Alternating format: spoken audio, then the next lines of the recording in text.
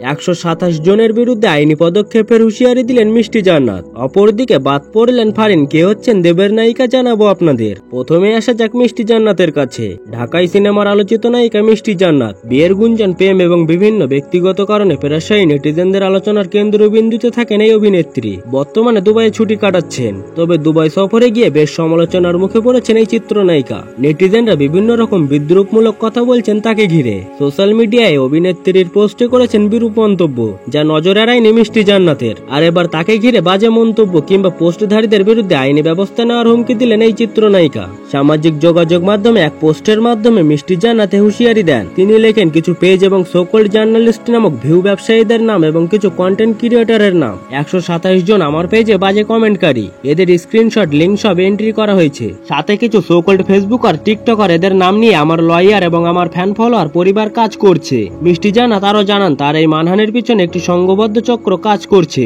তার কথায় অতি শীঘ্রই এদের আইনের আত্মতায় আনা হবে মানহানি করার জন্য। একদল লোক পেছনে লেগেই আছে, এখন তাদের আর কোনো ক্ষমা নেই।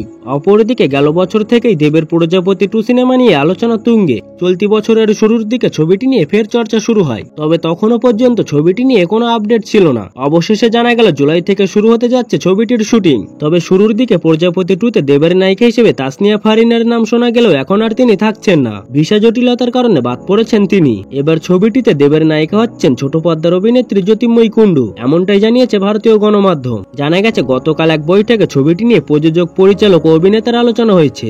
অতনু, দেব, অভিজিৎ ঠিক করেছেন কলকাতায় তারা প্রথম শুটিং শুরু করবেন। পরিস্থিতি স্বাভাবিক হলে দেশের বাইরে শুটিং করবেন।